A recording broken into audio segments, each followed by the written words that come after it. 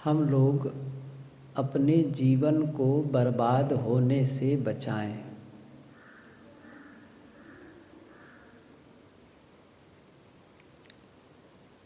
कैसे पता चलेगा?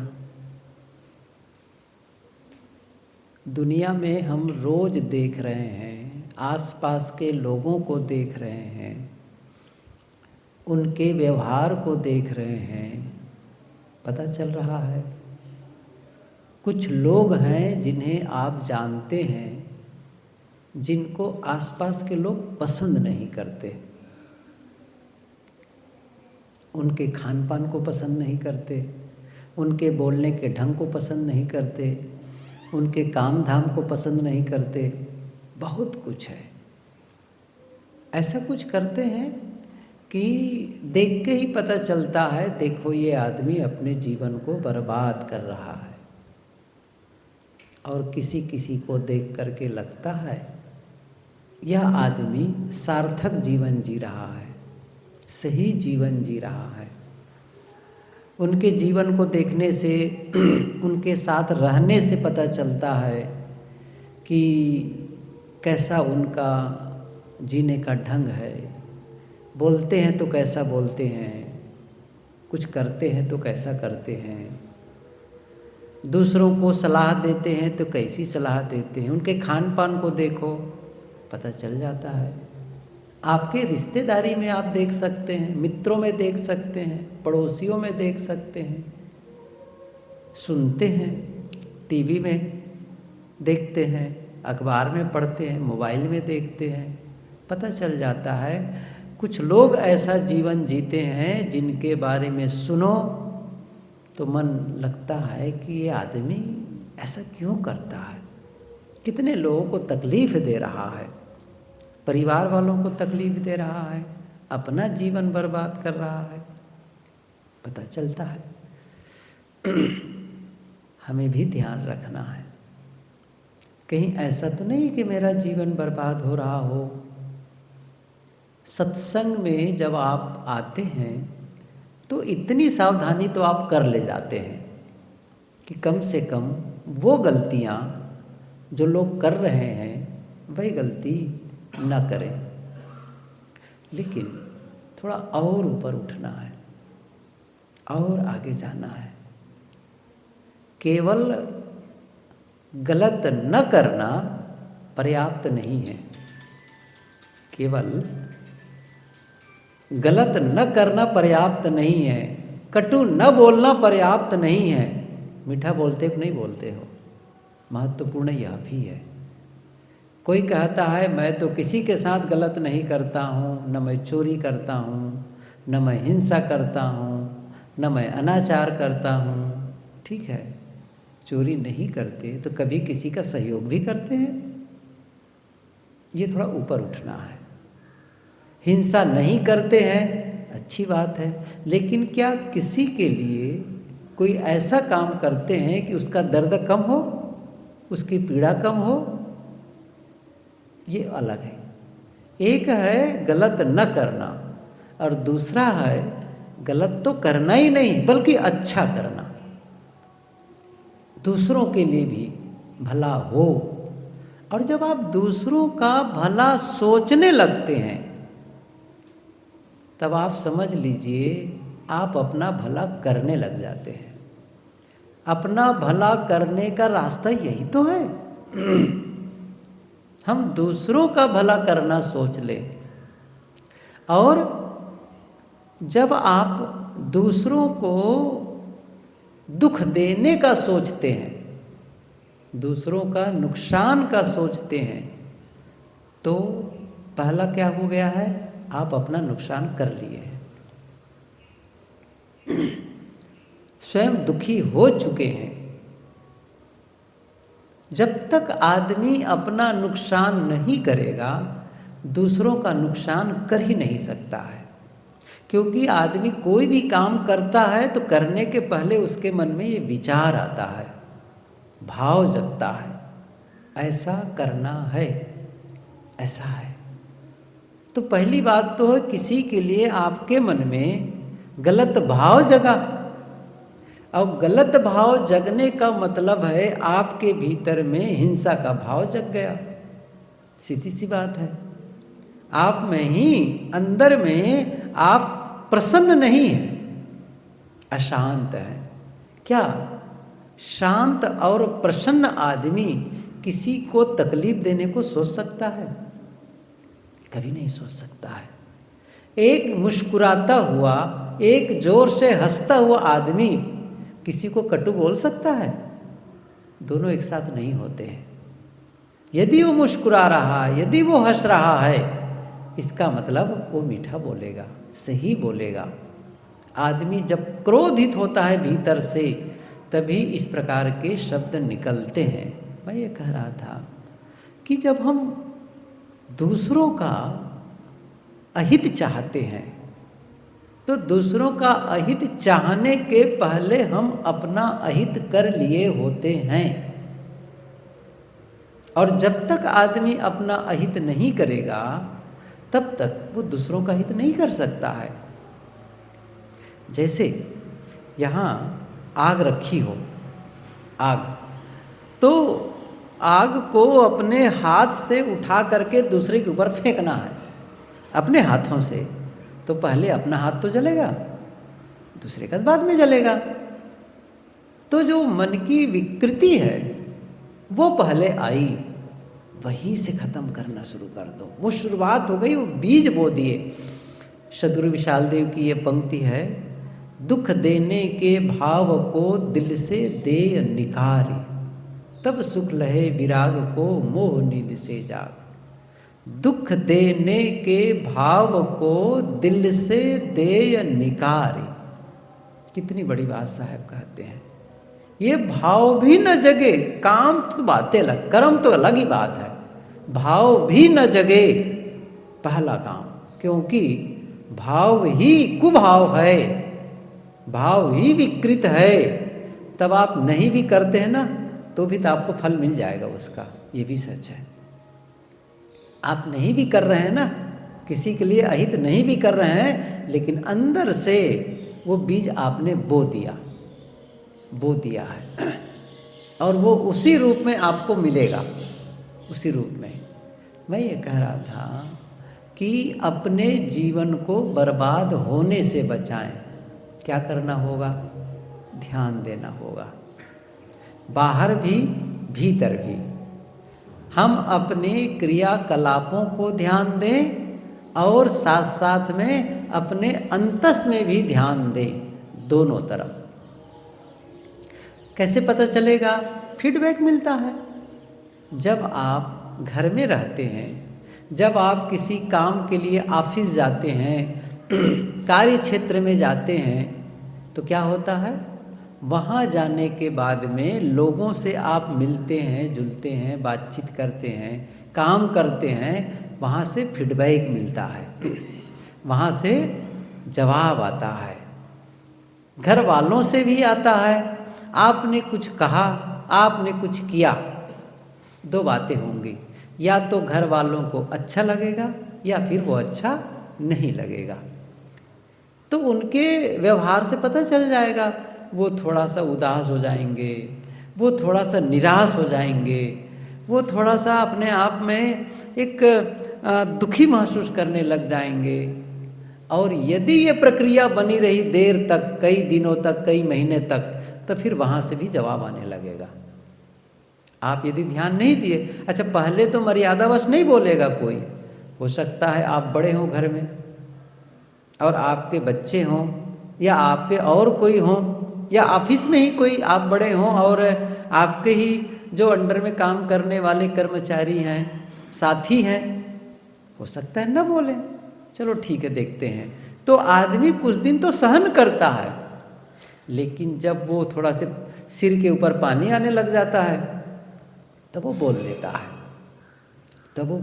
है, और जब वहाँ से जब आवाज़ आती है, तब आप तिलमिलाने लगते हैं, जवाब देने लग गए, ऐसा करने लग गए। आपने ध्यान दिया? मैंने कहा ना, ध्यान देना पड़ेगा। वहाँ से यदि कहीं सही रिस्पांस नहीं मिल रहा है, तो इसका मतलब है मुझे ठीक होना है। अच्छा, दूसरी बात ये हो सकती है कि किसी की गलती हो सकता है और सामने वाले को गलती हो और समझ ना पा रहा हो। अच्छा, तब क्या करें? क्योंकि यदि मैं कुछ कहूँ तो उनको कष्ट होता है, अच्छा न कहूँ तो व्यवहार बिगड़ता है, उसका भविष्य खराब होता है, तो भी कहना है, कहना है।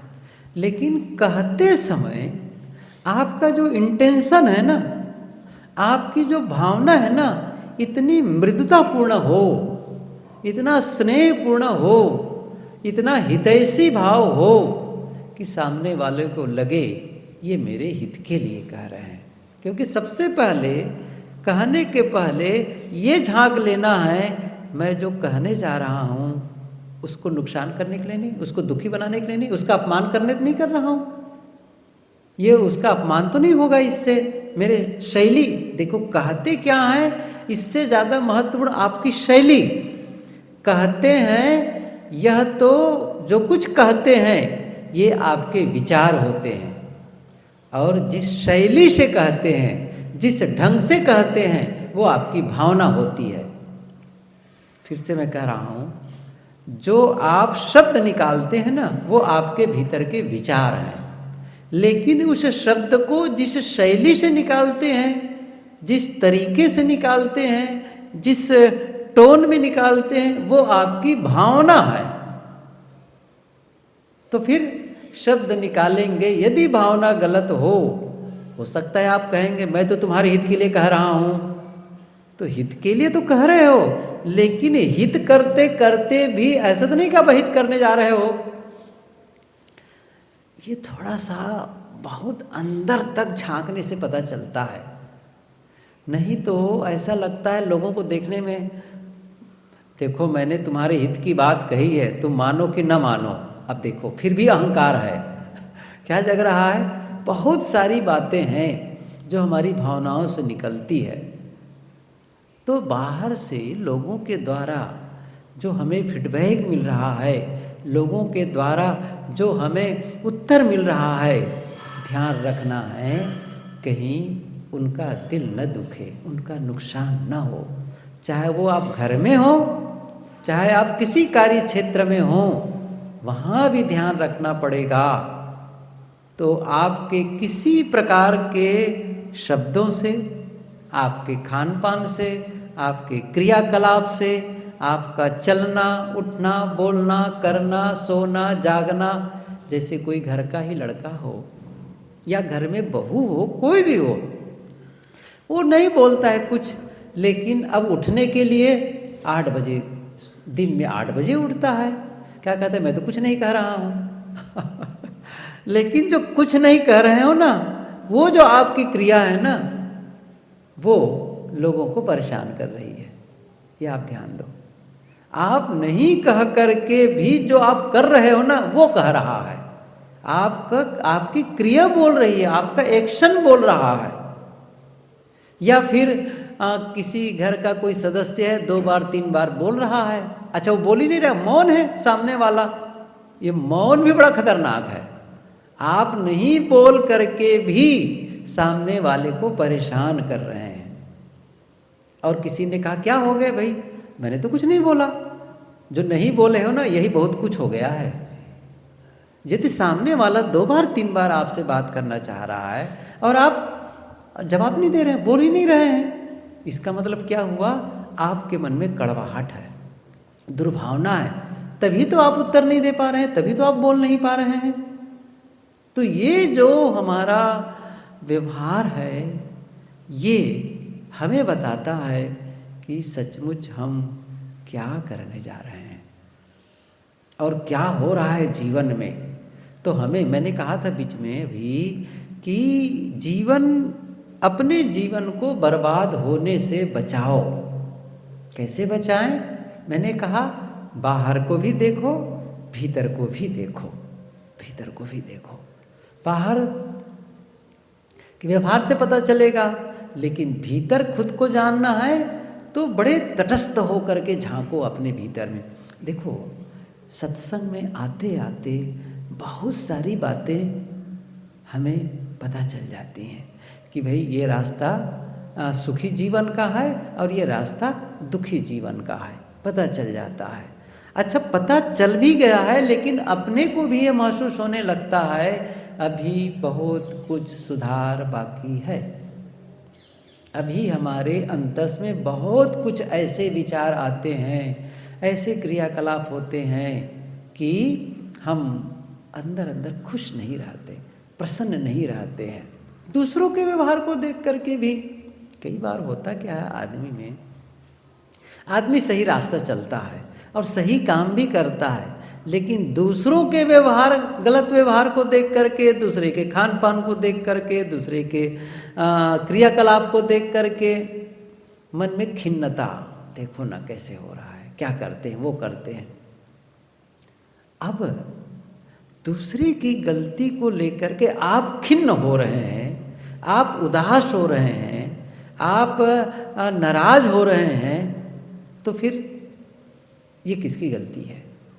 नहीं, वो उनका व्यवहार है। उनके व्यवहार को लेकर के मैं खिन्न हो रहा हूं।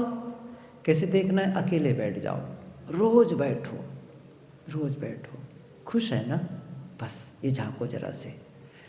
जब भी आपको अपने जीवन को परखना हो, तब अकेले में आंख बंद कर बैठ जाओ, अंदर देखो, मैं खुश हूँ, मैं प्रसन्न हूँ, मैं शांत हूँ, और जिस क्षेत्र में मैं चल रहा हूँ, जिस दिशा में मैं जा रहा हूँ, क्या वहाँ प्रगति हो रही है?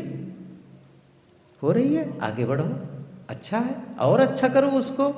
लेकिन यदि कहीं पर लगता है कुछ है गड़बड़, तो फिर जाओ, कहाँ से हो रही गड़बड़ी, कहाँ से विचार आ रहे हैं? जब आप अकेले में बैठे थे, कुछ विचार आएंगे, खटक आएंगे, वो देखो वो कहाँ के लिए है, किसके बारे में है। कई बार तो आप देखेंगे, टीवी देखें, मान लो, कल्पना करिए, टीवी में देखे हैं मार काट, लड़ाई झगड़ा, ऐसे दृश्य, ऐसे आपने वीडियो देख लिया है मोबाइल में, टीवी में, कुछ भी। अब आप अकेले जब होते हैं ना, वो चलने लग जाता है। जब वो चलता है तब उस समय आप प्रसन्न नहीं रहते हैं। बताओ, किसी की लड़ाई झगड़ा देख करके, मार काट, खून खराबा, ये सब देख सुन करके क्या आपको खुशी मिलेगी? तब अंदर से लगा कि वो सारे विचार आ रहे हैं, दूसरे लोगों की घटनाएं याद आ रही है। अब देखो, जिन घटनाओं को मैं याद करके खुश नहीं हूँ, उसको देखने की क्या जरूरत है? आगे सावधान। अब क्या करना है? ये जो दृश्य देखा मैंने, ये जो शब्द सुना मैंने, ये मुझे प्रसन्न नहीं बनाया, ये मुझे अशांत बनाया। सावधान क्या होना?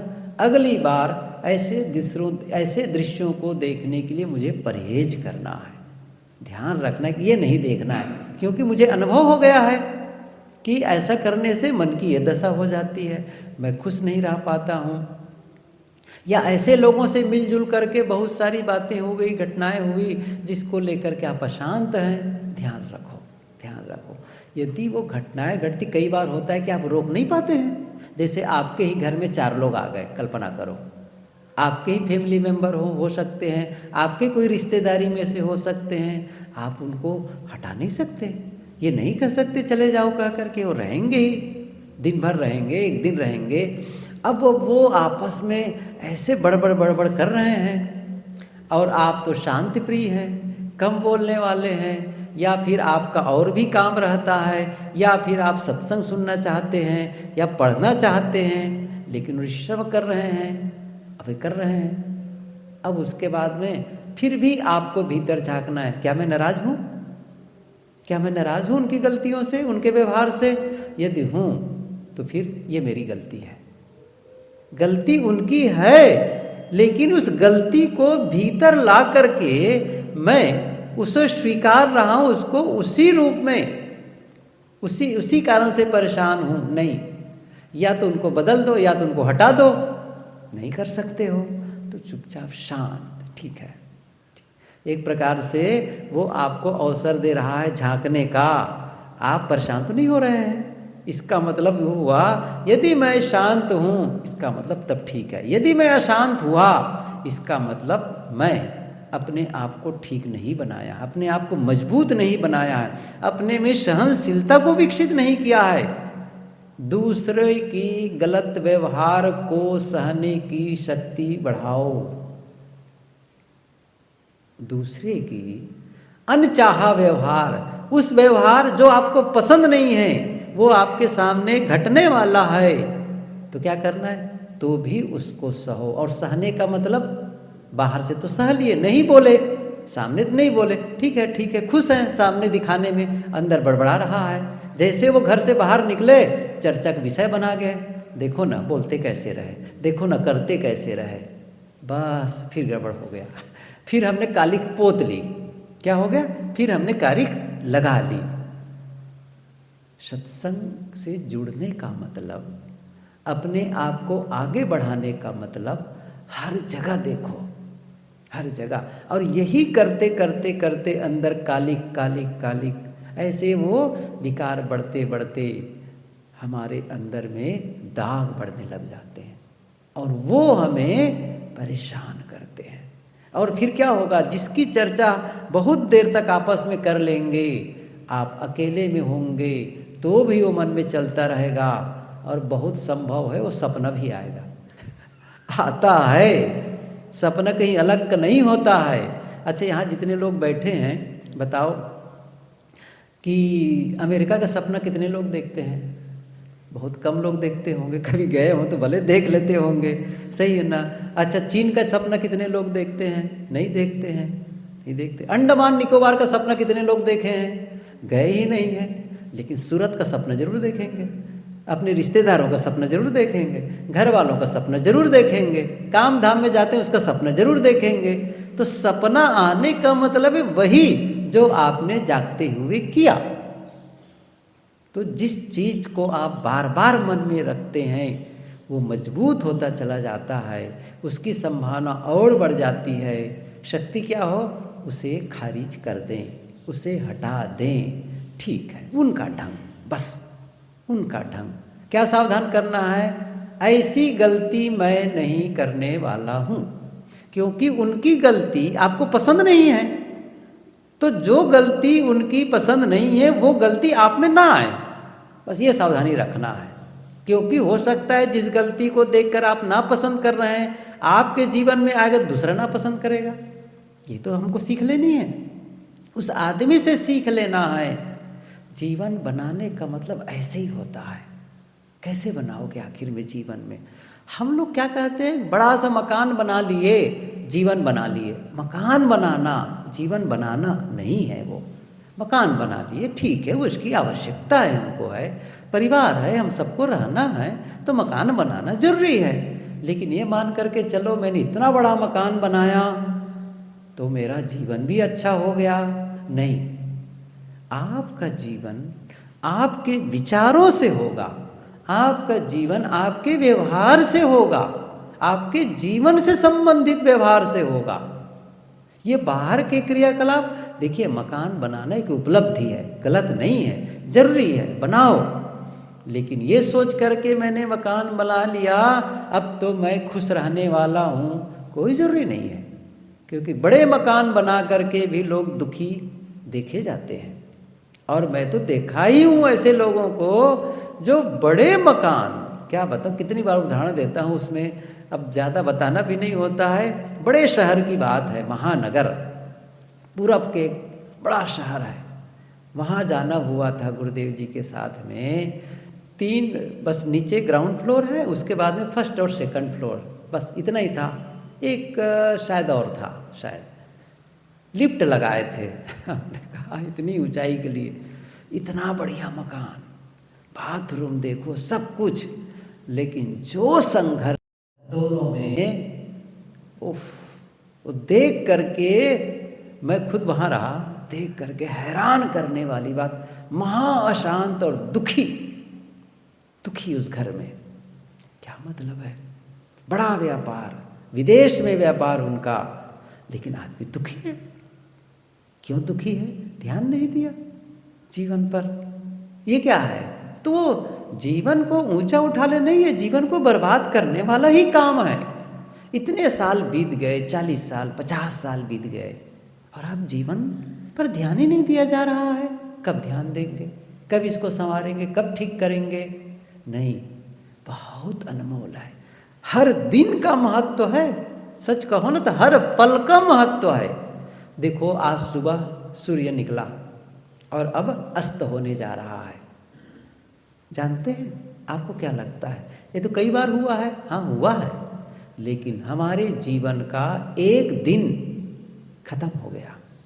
सुबह सूर्य निकलता है, रात में अस्त होता है, शाम को अस्त होता है और हमारे जीवन का एक दिन को चुरा कर ले जाता है। और एक ऐसा दिन जो कभी लौट कर नहीं आएगा। हम उस दिन में क्या पाए?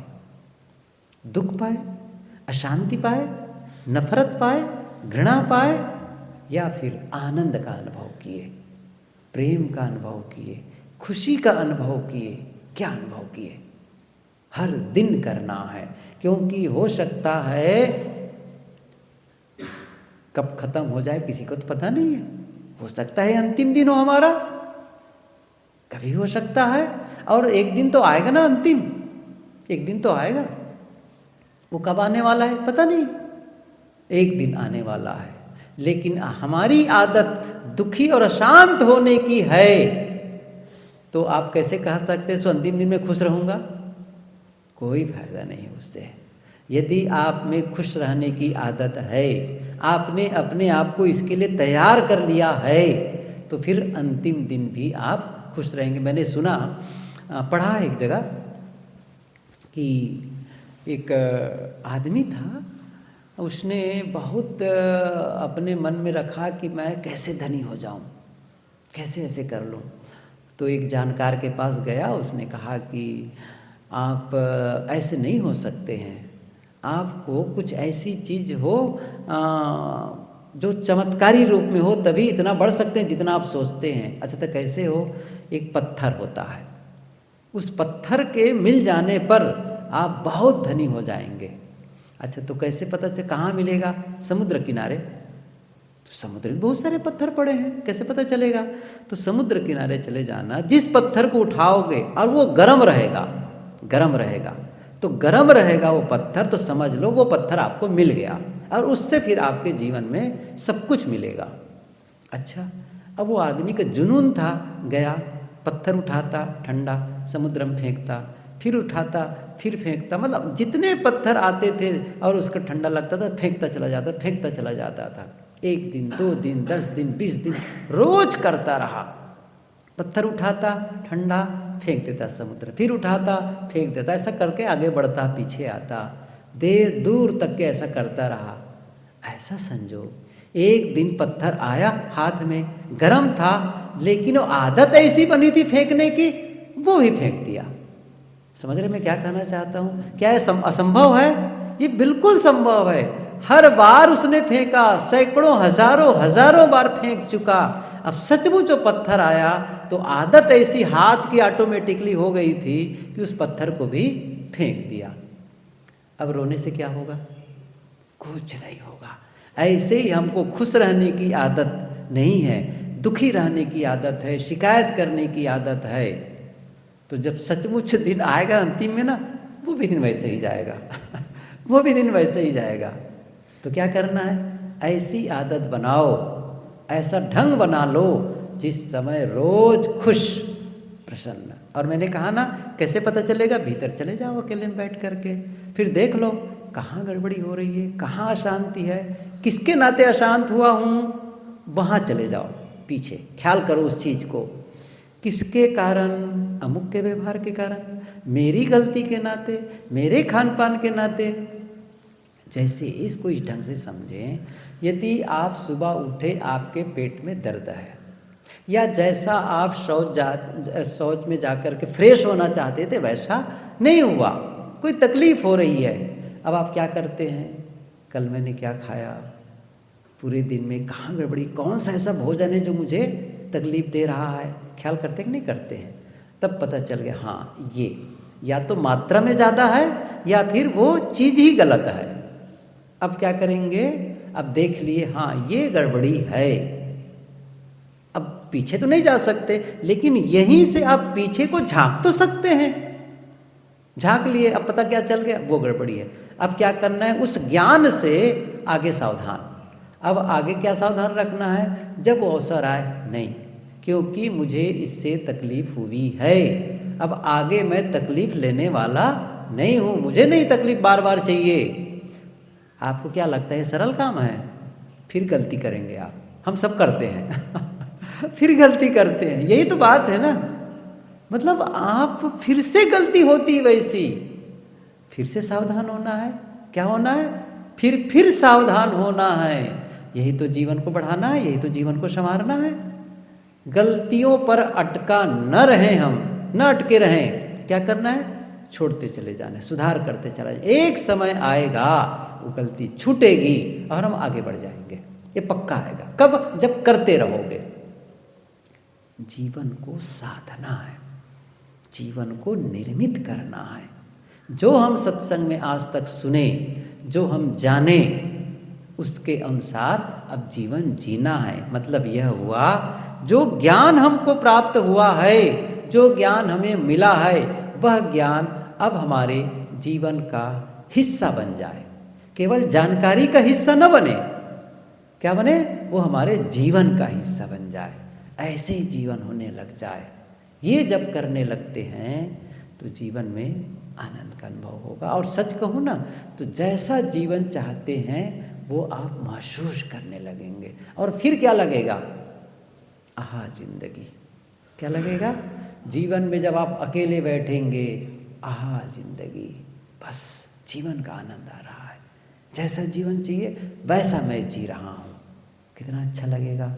और एक अकेले बैठे, बहुत सारा क्या बताऊँ मैं, बहुत परेशान हूँ, ऐसा है वैसा है, जिसके मन में शिकायत और अशांति भरा हो, बेचारा, चाहे वो करोड़ों की संपत्ति में बैठा हो, महागरीब है वो। लेकिन एक आदमी बहुत कम परिस्थिति, साधारण परिस्थिति में बैठा है, लेकिन अंदर से शांत और खुश, महाधनी। क्योंकि अंदर की संपत्ति वो महान है उसकी, अंदर की, क्योंकि यही जाने वाली है। समझ रहे हैं ना? वही लेकर के आप चलते हैं। बाहर की संपत्ति छूट जाती है, जो आप आंतरिक शक्ति संपत्ति है वो तो आपके साथ चलते हैं। अभी देखो, यहाँ आए तो क्या क्या छोड़ कर आए, देख लो। अपना मकान छोड़ कर आए, सब कुछ छोड़ कर तो आए हैं, गाड़ी मोटर सब छोड़ कर आए हैं, घर वालों को छोड़ कर आए हैं, मित्रों को छोड़ कर आए हैं, ऑफिस को छोड़ कर आए हैं, सब छोड़ कर आए हैं। लेकिन अपना स्वभाव छोड़ कर आए हैं, अपने विचार छोड़ कर आए हैं, अपने गुणों को छोड़ कर आए हैं? नहीं, साथ है वो, तो आगे भी चलेगा। इसलिए आवश्यकता है जो हमारा सदैव साथ रहे वह क्या हो, सही रहे, और जो छूट जाने वाला है वह भी सही रहे, लेकिन ये जान करके कि यह छूटने वाला है, उसके प्रति निर्मोहता हो और अपने शाश्वत सत्य के प्रति आकर्षण हो, उधर आगे बढ़ें और शांत होते चले जाएं तो जीवन सफल होगा। बस।